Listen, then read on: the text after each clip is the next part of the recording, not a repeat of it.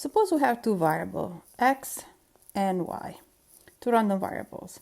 Let's call the expectation of x mu of x, and the expectation of y is mu of y, just to give ourselves some easy notation. Now the variance of x, remember, is the expectation of x minus mu of x squared, and let's call that sigma squared of x. We're going to call the variance of y is the expectation of y minus mu of y squared, and we're going to call it sigma squared of y.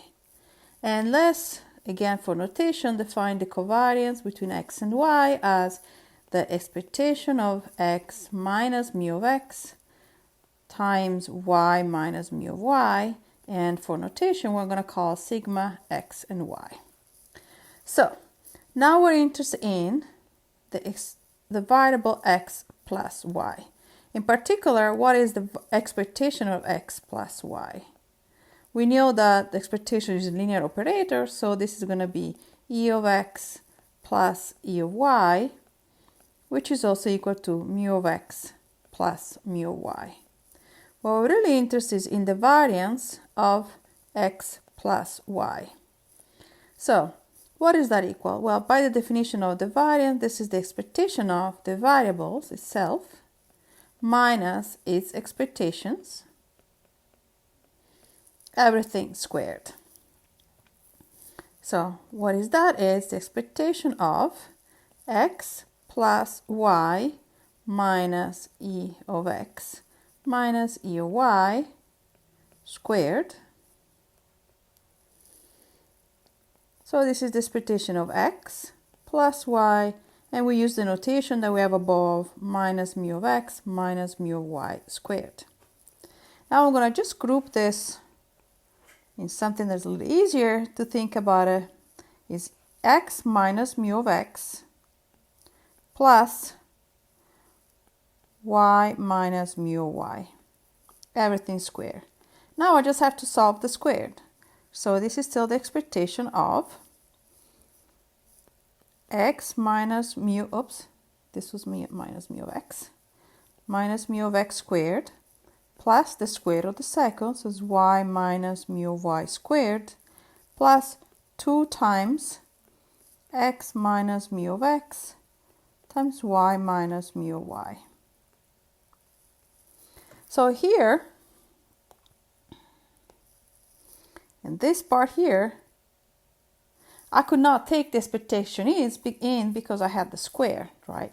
But now, in this case here, this is a linear operation, and I can use the fact that the expectation is a linear operator, so this gives me the expectation of x minus mu of x squared plus the expectation of y minus mu of y squared plus 2 times the expectation of x minus mu of x times y minus mu of y.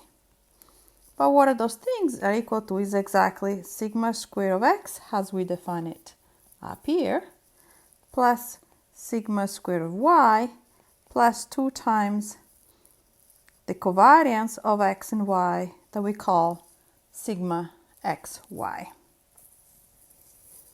Now you can see that what happens if x and y are independent.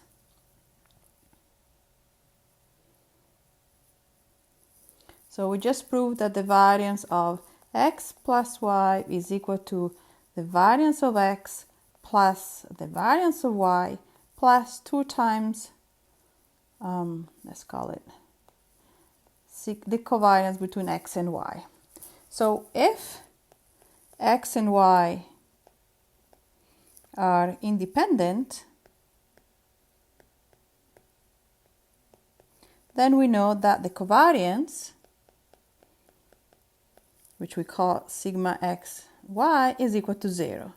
So if they're independent, it means that the variance of x plus y is equal to sigma squared x plus sigma squared y.